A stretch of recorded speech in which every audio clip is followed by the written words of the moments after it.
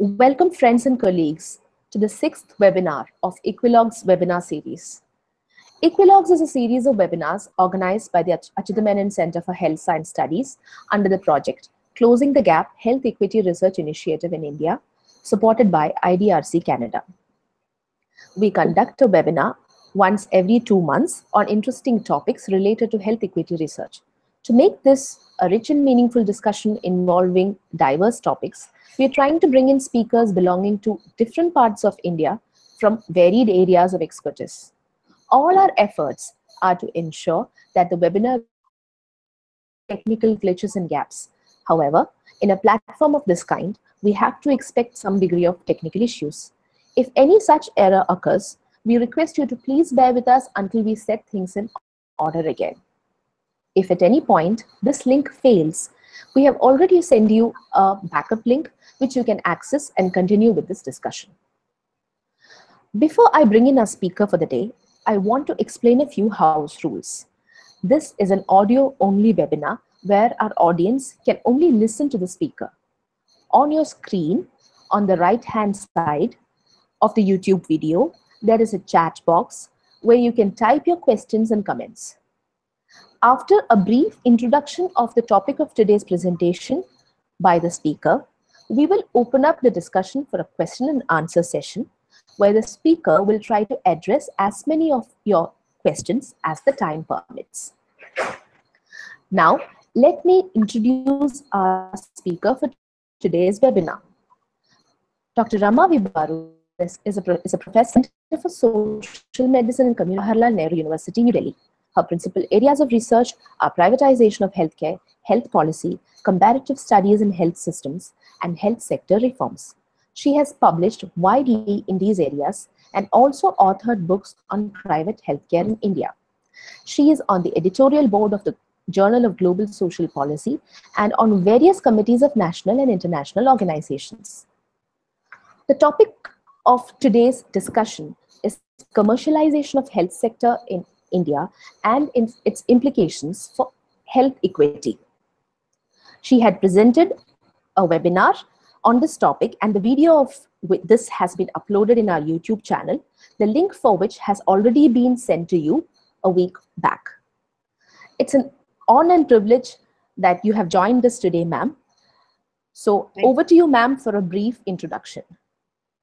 Thank you very much. Good morning to everyone. I have already uploaded the presentation, so I'm not going to really go into the details except to say that in today's world, commercialization is a major concern for all health service systems, both in the developed and in the developing world. And in the Indian context, it has been of a particular significance because most of us who are aware of this debate know that there's been growing concern about out-of-pocket expenditures, untreated morbidities, and also a large inequity in terms of access to health services. But in this webinar, I have kind of really broadened the idea of commercialization to not just look at medical care, but also to look beyond medical care into what we broadly call as social determinants of health, where the issues of access to basic needs like water, sanitation, food security, housing, livelihoods, wages are all important determinants. And if you look at what has been happening in the last few decades to especially social services, there have been many active debates in this country on the effect of commercialization and targeting of welfare programs. So with this backdrop, I'll open up this webinar for discussion. Thank you. Thank you, ma'am. I would like to start this discussion with this question posed by Professor Sundari Ravindran. She says, your presentation lays out very clearly what the consequences of commercialization in health are. We would like you to tell us about what kind of public policies will help change the situation, and what can we do as public health researchers and implementers towards this change?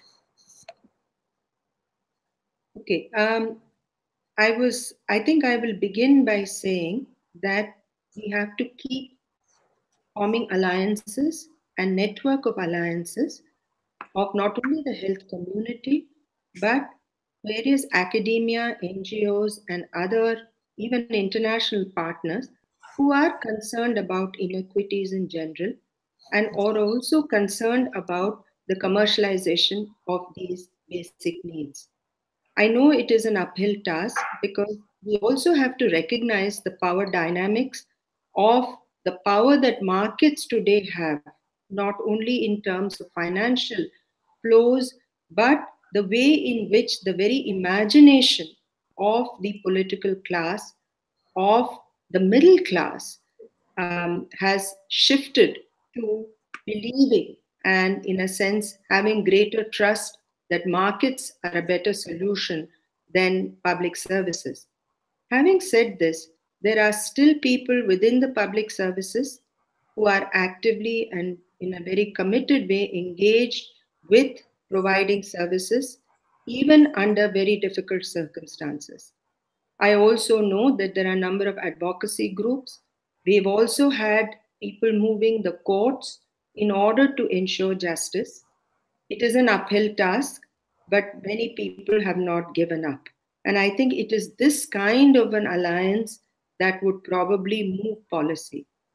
But at the same time, we shouldn't delude ourselves thinking that every action that we take in this manner will result in the desired change. Yes, we can probably expect incremental change, but we may not have the kind of change that we wish to have.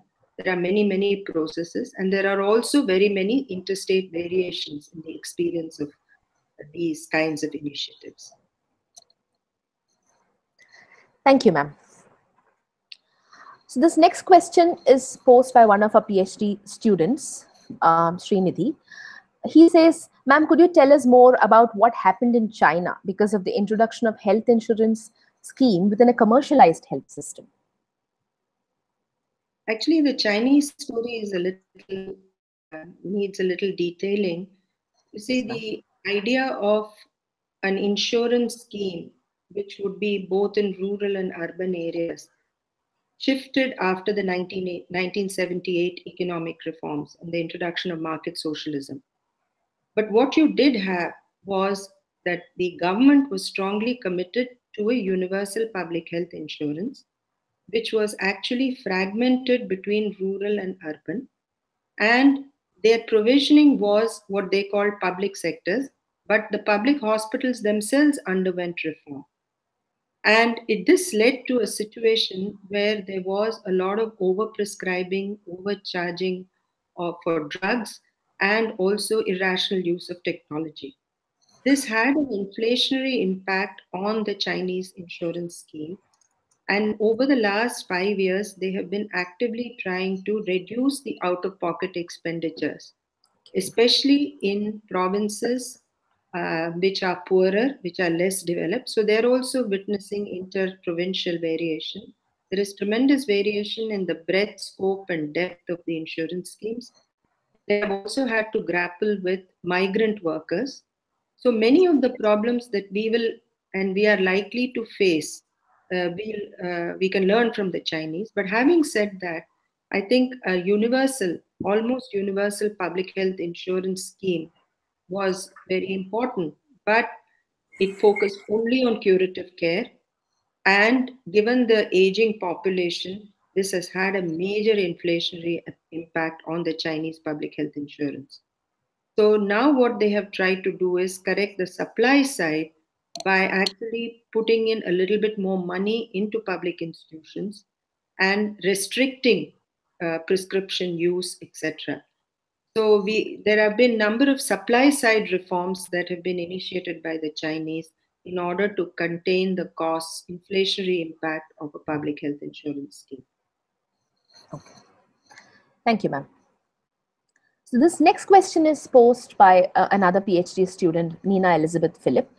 She's asked that the recent health budget talks about expanding the safety net of insurance coverage and also even about increasing the allocation for health and budget. However, she feels, although this gives an impression that state is sort of attempting to enable health, the lack of transparency about how are we going to find the money for it, and also the lack of transparency in the general policy making process, she feels is leaving more questions than answers. So what is your take on this stand of the government? See, for some time now, I mean, let's go back a little bit in time. The idea of public medical insurance schemes really begins with the Andhra's Arogyashri. Yes. And this was very closely tied, and it was a state initiative scheme. And what you really did was you provided hospitalization cover for the poorest. So what has happened ever since the last 2 decades is healthcare has been reduced to medical care has been reduced to insurance. And I think politically, for many of the governments, especially regional parties, this is a win-win kind of situation because people do need medical care, hospitalization costs are very high, and therefore providing insurance is a very important way in which you can create vote banks. Having said that, there is another aspect to this whole thing. I don't believe it is just about populist politics. It is also the fact that the private sector in several of these states, especially the southern and western states where they are very mature today, they have been concerned about falling profits. And a public insurance scheme is a sure shot to increase demand for care. So we are really looking at volumes. And when you look at volumes, you need volumes to become viable as an enterprise.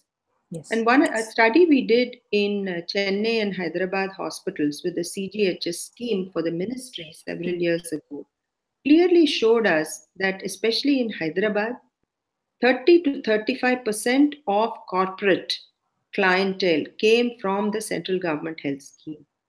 So, you are an assured supply of patients. And therefore, I feel that the entire Arogyashri exercise was a combination of populist politics combined with a very demanding public sector and an articulate public sector which could influence Rajshekar Reddy at that time. And don't forget, he was a medical doctor by training. And this, in a sense, resulted in this public insurance scheme. The reason I'm talking a little bit about Andhra is that Arogyashri then becomes a very important model for many other state governments to design such programs. Then comes the RSBY. And if you notice, all these are targeted schemes. So they are covering below poverty line, except in Kerala, when the left front came, they also included the above poverty line. Yes. So what you're really looking at is you're covering a population, and in terms of numbers, it's very large, and you're therefore using public subsidies through insurance to actually kickstart a market, which, as you know, is large and is in high level of competition within the private players. So what we really see is the evolution of targeted insurance programs. And my only concern is if you look at the NSSO data, and this covers only hospitalization. If you look at the NSSO data, and we had done some analysis in a paper we published on inequities, we find that it is not a rich poor gap anymore. And I think that's a very important aspect of this whole issue of insurance. The central government health services, those who are covered by ESI, they get insurance coverage. The really poor below poverty line get insurance coverage. But there is a large differentiated middle class who are in private sector employment or in insecure private sector employment who are not covered by any insurance coverage. So you have out of pocket expenditures still fairly high for both outpatient and inpatient care. And even in the case of, and there's enough evidence, even in the case of the targeted schemes, all these packages cover certain conditions. And we have evidence from various studies which show you that people incur out of pocket even when there is a public insurance scheme. And I think these are the complexities we are dealing with when you have a public insurance scheme in a highly unregulated private market. There is scope for corruption, for scams, and in fact, in today's newspaper, if you looked at one of the headlines, that a man who was suffering from some prostate problem was registered as a patient in an infertility clinic, and that has in Maharashtra. So, it is this kind of um, wrong use of public subsidies that will be very worrying. Yes, ma'am. Yes, ma'am. So Sridevi asks another question.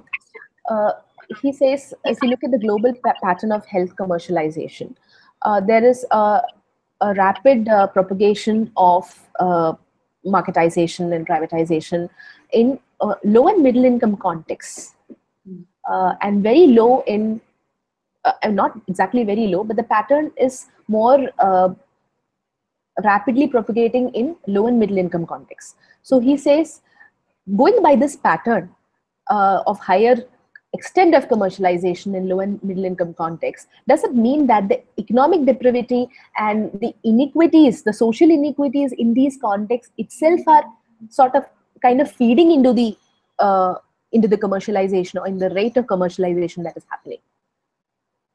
Yeah, I think we need to go back and situate contexts in their specific historical trajectories. America is highly commercialized, has always been highly commercialized. It's an insurance driven private medical care system.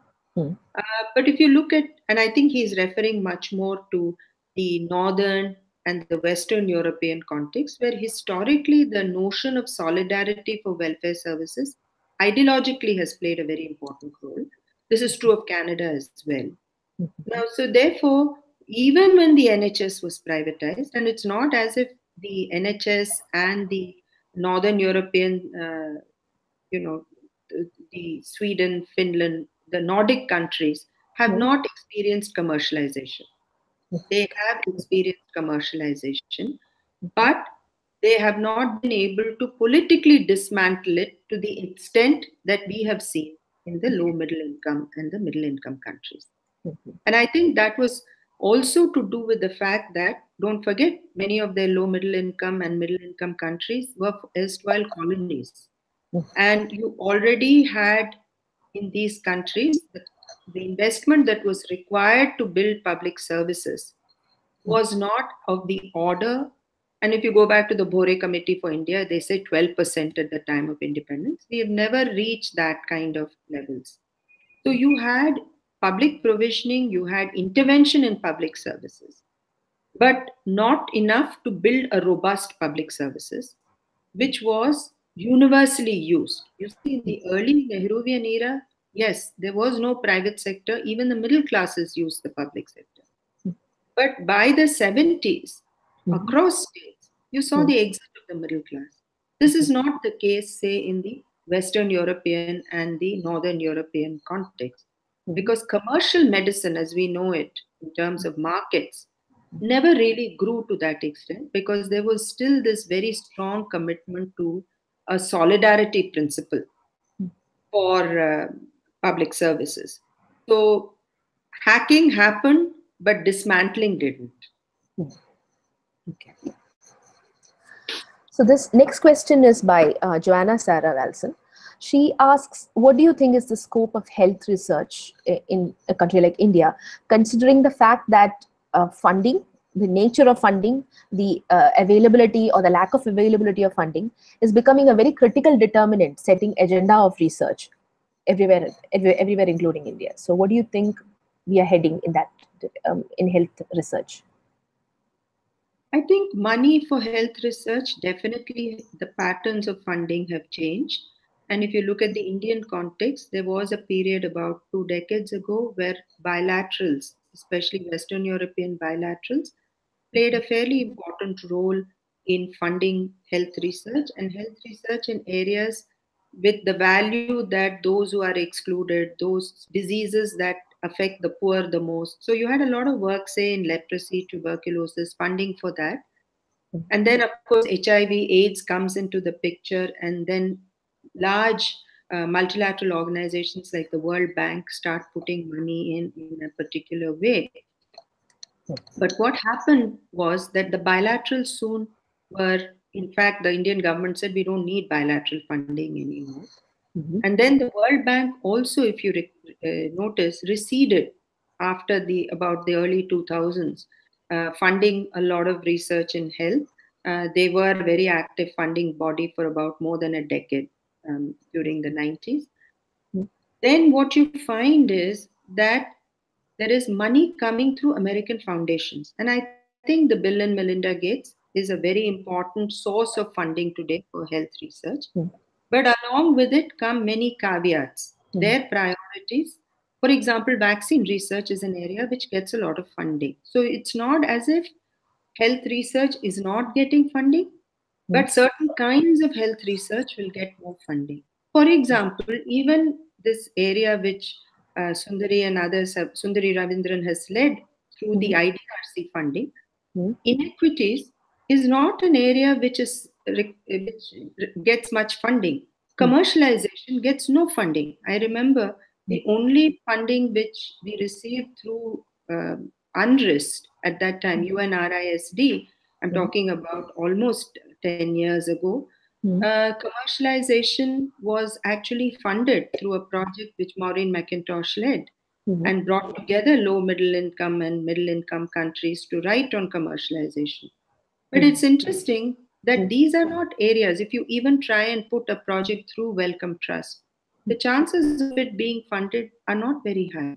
But if you put in projects which deal with vaccine and also even cardiovascular, diabetes, very disease-specific kind of initiatives, you may find funding for it. Again, I want to say one last thing, which is that there is a difference between funding for biomedical research in health, technology research in health, and social science research in health. And I think there is very little funding for social science research in health.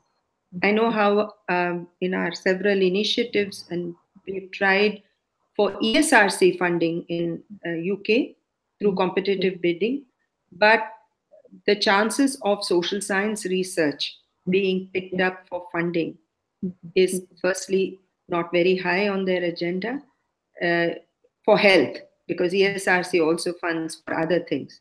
So I think what we are finding is a marginalization of funding for social science research in health, because we cannot give solutions to problems. Technology can, biomedicine can. So there's another interesting question from Rajalakshmi. She asks, how do we deconstruct market mechanisms in health sector which acts in covert ways and gather research evidence for their influence in dismantling public health? So any suggestions that you have for researchers in this regard? See, there are, if you look at health research on marketization, you have one set of data which is looking at trends in flow of funds, etc. They're really looking at large data sets or trying to put together large data sets.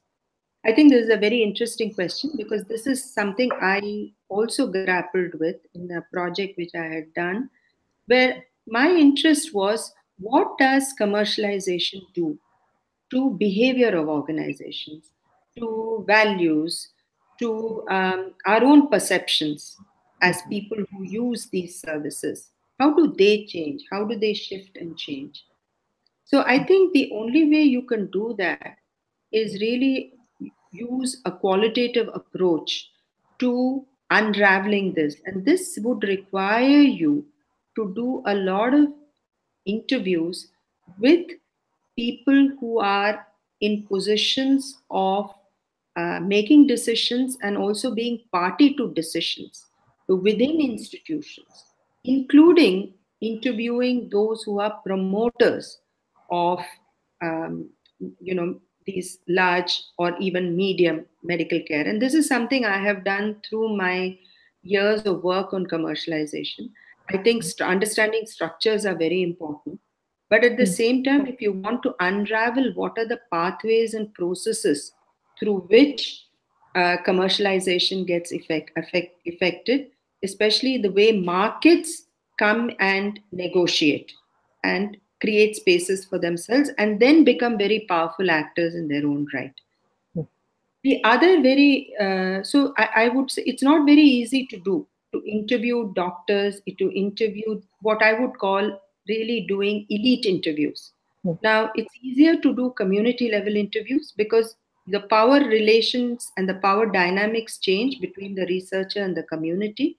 But when you do elite interviews, to get beyond what they say and to probe and get information which tells you about what motivates them, how do they see these processes unraveling, is a very hard task. So it's not as if you can do very large sets of interviews.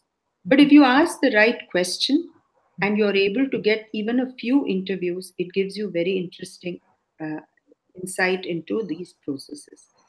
The other method which I find useful now more and more is the use of biographies or autobiographies. For example, I used Pranav Gupta's very adulatory biography, some would even call it a hagiography, of Pratap Reddy to understand how he builds networks to really influence public policy. And if anybody is interested, once the paper is out and it's coming out in an OUP volume. But I found that using biographies, so you're reading biographies, but you're also interpreting those texts to answer a specific question that you have posed. And my specific question was, how did he get access to changing policy? For example, the decision to make hospital an industry, which was taken during the Rajiv Gandhi period. How did it happen? Was it because you had very serious discussions in the Ministry of Health or Ministry of Industry? You would be surprised to know that it wasn't all about that. It was a very important way in which the private sector lobby could convince the government that you could actually earn revenue for the economy, and also that the public sector was anyway weak and flagging. So why not give us subsidies for import of equipment? Why not give it to the status of an industry, which would open it up for large capital, borrowing from large capital? So I think we need to maybe use various kinds of innovative methods. I have found the internet a very interesting area to explore. How capital moves, what kind of influences they have, and the rise of business lobbies. I think I've done this for a book I'm just finishing, where I look at the rise of CII, FICCI, and ASSOCHAM as business lobbies which have very, very clear health groups. And if you go to these institutions and you're able to get some access to their material, you can actually plot the kinds of concerns and issues that they raised through their health committees. Who were the constituents of the health committees? What kind of decisions did they lobby for with the government? And whom did they access within government? You can do some very interesting network analysis to see how decisions are made. And now, in fact, you have the biography of Cipla. You have a kind of a memoir of Wokhart. So even pharma companies in this country, their biographies become very, very useful.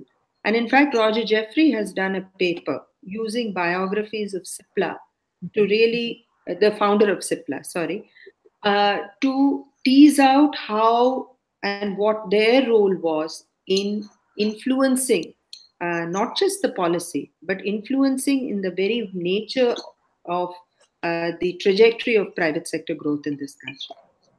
Okay. Thank you, ma'am. So one of our PhD students, Shalini, has posted another question. It is about the role of the state, which has transformed from being an enabler of health to that of a regulator of health. But she says it's in fact the weak regulatory mechanisms that result in many of the pitfalls that we see in our health sector these days. So can you really say that the state is even doing a good job regulating health? This is the question that she's posed. See, I think we need to also maybe go back a little bit and ask ourselves the question, why is the state a weak regulator? It can be very strong in some areas, it chooses to be, but when it comes to healthcare, and we are specifically talking about that, why do we see it as a weak regulator? Why is it compromised? Yes. And who is compromising it? And I think we need to really look at how the market has played a very systematic role in influencing and contesting the state at very many points. And I mean, you can take it from the very early phases of, say, banning private practice by government doctors. We're all very familiar with that. What happened? You see, so what I'm trying to allude is two things. One, the role of market is one part of the story, but the role of the medical profession is a very important part of the story. It's a very important part of the equation in our analysis. The power of the medical bureaucracy, the power that is within the public sector itself, and the power of the medical associations outside the government. Now, if you look at the American case, if you look at the history of American regulation, the regulation came in very many different forms. But the first step of regulation came from the American Medical Association itself. So there was this very strong self-regulation to begin with. Then, of course, the insurance companies became very important regulators because they had to regulate costs. Therefore, they regulated the behavior of providers also. So what I'm basically saying is that if we have to understand why is the state weak, we have to do this kind of analysis. Otherwise, we come away saying political will is weak. What does that actually mean? Political will is weak. It means nothing. Yes. Why isn't the state? I think the interesting question is, why isn't the state able to or not willing to exercise the power that it can exercise to regulate? So where are those contestations coming from? Where are those resistance coming from? And don't forget, the doctors use courts. Yes. And so, there is in a sense, a very strong alliance of using the courts to reverse decisions that are often what you and I would say desirable regulatory mechanism. So there is this contestation which is going on continuously. And the state, in a sense, acquiesces to this kind of a situation. So Ishtikhar Ali has posed this question about the blurring of lines. For instance, curative of the state was the responsibility of the state, of the private sector, and preventive of that of the public sector. So he's asking, what is your take on commercialization in preventive health services that is happening now? The preventive health services, the supply side of the story is that it is reliant on the public sector. So for any effective program outcome, you need a strong public sector. Wherever the public sector is strong, it's able to deliver. In states where the public sector is strong, you find better coverage outcomes, right? But where the public sector is weak, you do find that national health programs are constantly faltering. And there are some health programs where you have actually engaged through partnership with the private sector. I'm talking only in the provisioning side. So tuberculosis is clearly a very good example of that, where the government program, the RNTCP, actually went into a MOU for engaging with individual private practitioners, secondary level of care, for case detection, right? Case detection and referral to public sector again. So there is some very interesting work wherever so you split the supply and demand story. So the supply was in the hands of the public sector, the demand was being created, and sometimes even monitoring was given. So you evolved very complex kind of structures where you even created intermediaries. For example, the AIDS societies, the TB societies. So they became the intermediary between the market and the state. And they started forging these relationships and alliances. So what you find is that is one part of the story. The other big part of the preventive story is the story of vaccines. And I think that is really being pushed in a big way, that for any problem, whether it is a dengue or it is a Japanese encephalitis or it is, malaria, you're saying that can we develop vaccines? So a lot of the money for research in preventive programs are coming through, or rotavirus is coming through largely the Bill and Melinda Gates Foundation, pharma companies, and the public sector is very much a part of this in the technology development to produce the vaccine, and when the vaccine is already ready, it is being used. These government agencies are now being really used to give legitimacy and introduce it into the program. And don't forget, we are dealing with very, very large numbers. Okay. So the kind of the market for vaccines is very, very large in low, middle, and middle income countries. Okay. So I think the blurring of boundaries is not just about the provisioning part of the story. It is about also drugs and pharmaceuticals and medical technologies. And so therefore, if you take a systemic view of where these blurring is happening, that these are all interconnected phenomena. So the polio vaccine is a very, very interesting example of it. So, you'd say, why invest in water supply, safe water supply, and good nutrition for children when you would rather put the money for a polio vaccine? And, so I think it is about the importance of technology. So it's a technology driven preventive care that we are moving more and more. Long distance from the primary healthcare approach. Yes. So, ma'am, the next question is posed by Sujitra Wagle. She says commercialization at the local level has resulted in processes such as cross-border travel for health tourism, etc.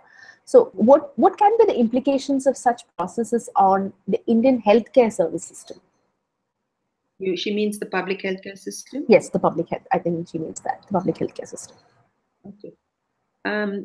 Yes, there is a lot of cross-border traveling, especially when the public health service system is 1 week.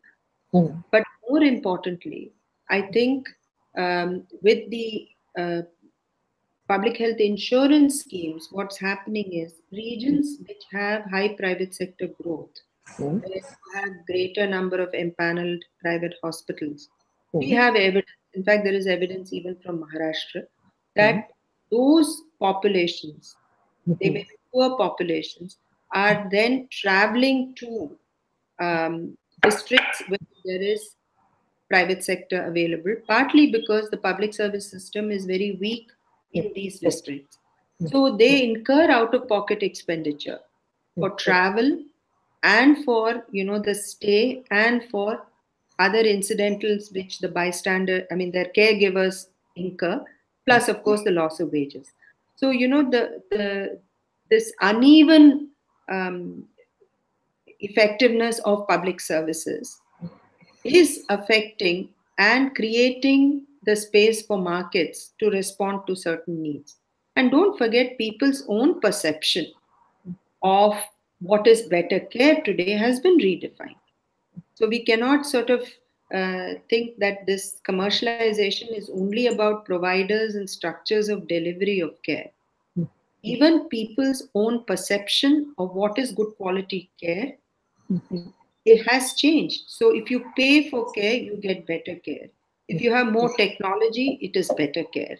So in a sense, it is a supplier induced demand and shifting of perceptions. And the market has done this very, very effectively over the last 40 years almost. And I think In fact, I used this term in a workshop yesterday. It's very interesting how the private sector has manufactured trust. When I say manufactured trust, if you read any number of primary level work, and I'm glad Suchitra has asked this question, what do people say? If I pay for care, at least I'm treated a little more with greater, little bit more dignity. The Yes. doctor is willing to listen to me. So this is what you would have wanted the public sector to do. But if you read the NSSO data, they say that because people, when we go to the public sector, it's not just about waiting in long lines. It is about ultimately how you are treated as a human being, Yes. how well you're responded to for the pain and suffering you are facing. So I think what has happened is the private sector has used these deficiencies very smartly. And it has manufactured trust to a point where you start saying public sector is indifferent, it is poor quality. So, this trust issue is also a part of the quality of care debate, right? So then you use it, you manufacture trust. So you may be doing the most irrational practice, but your interpersonal communication kind of builds a trust in that system. So I think this kind of thing has very deep ramifications and it actually denudes the public sector in the long run. Yes. So, Mohit P. Gandhi asks this question about why do you think doctors don't realize that they're gradually losing the professional status given to them by the society? And how do you think we can make them realize this fact? Um, Doctors, don't be so harsh on doctors. Doctors are also very much a part of the society in which you and I live. Yes. And I can tell you from a study I did with retired doctors from AIMS, they also talked about a generational shift. But in that, what really struck me was they said that why is it that even after similar years of training, and they were comparing themselves with MBA graduates, they said they enjoy much better incomes, much better working conditions, and they're able to afford a lifestyle we can't. So, I think let's put this question within the larger question of what is the behavior of the aspirational middle class, middle and upper middle classes. The aspiration to move better than what your father did, but Yes. that better is about making more money. And therefore, I think there is an alienation of the professional doctor today, where he says that why should I be this morally upright person when I'm seeing immorality around me? Yes. And I'm not, and I don't think that, well, a large percentage of doctors may be like that, like a large percentage of engineers would be like that. And I would say even a large percentage of academia will be like. So this whole thing of doctors have to be somehow very different from what is the mainstream flow of the class from which they belong and come from is, I think, maybe not the best way to take this forward. But I think Mohit's question is important because we have to go back to ask the question, is in their training as medical doctors, that is in the curriculum of medical education, what is it that they actually learn? You see, the one is to say in their curriculum are medical ethics addressed. I think in most medical education curriculum today, medical ethics is added. They are taught about the Hippocratic Oath, etc. But I think it's also important for us to go back to look at what else. You see, you just don't learn from textbooks. You learn from the behavior of your teachers. You learn from the behavior of your seniors. So, what kind of culture of medical institutions are we seeing today?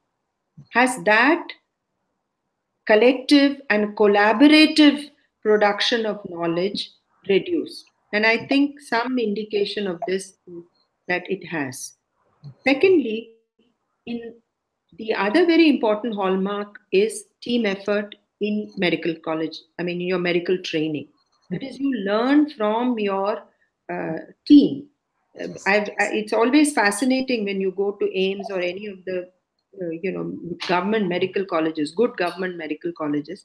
I've always seen in the wards a professor with a team of his students. So you also learn how to behave with patients, how to communicate, how to do clinical diagnosis. They're not separate, Yes.